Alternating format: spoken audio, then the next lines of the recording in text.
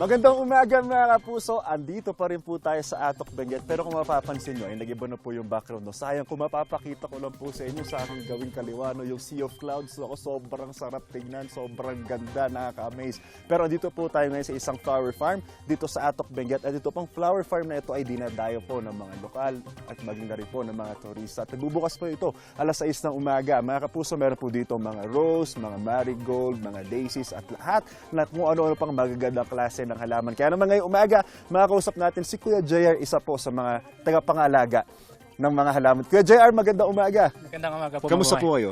Mabuti naman po, sir. Kuya, kamusta po yung mga turista, yung pagpasok nila? Marami po ba or kakaunti? So, sa ngayon po, pag weekdays po, depende po.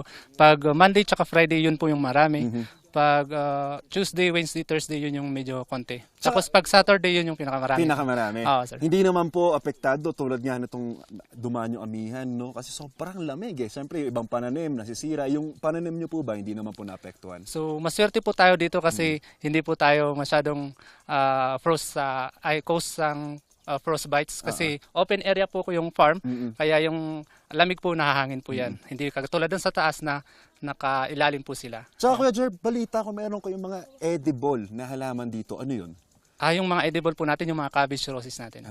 Yun po yung nakakain. Pwedeng lutuin, pwede ring raw. Yan. So yung mga turista po dito, nag-uuwi po ba sila ng cabbage roses? Ay, sorry, hindi po kasi dito po yung mga bulaklak po dito natin ay pang view lang po sila, hindi pwedeng mabawasan Hindi kasi pwedeng matikman. magagalit po yung turista, walang malalaman.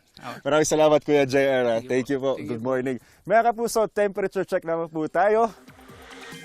Sa buong bansa po, naitala po nitong Enero ang 9.4 degrees Celsius sa La Trinidad, Benguet na pinakamababa o pinakamalamig na temperatura mula nang magsimula po ang amihan. Sa ngayon, Northern at Central Luzon apektado ng amihan, ayon po yan sa pag-asa.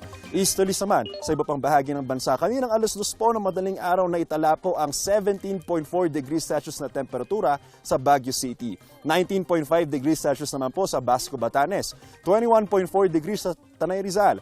23.3 degrees Celsius po sa Tuguegarao, Cagayan, habang 26.2 degrees Celsius po dyan naman po sa Quezon City. Paalala po mga kapuso, stay safe and stay updated and wear your jacket. Naku po, mukhang mahaba pa po ang mga kapuso. Ako po si Anjo Pertiera, ang inyong unang hirit weather presenter. Know the weather before you go. Parang mag-safe lagi, mga kapuso. Kapuso, huwag magpapahuli sa latest news and updates, mag-iuna ka sa balita at mag-subscribe sa YouTube channel ng GMA Integrated News.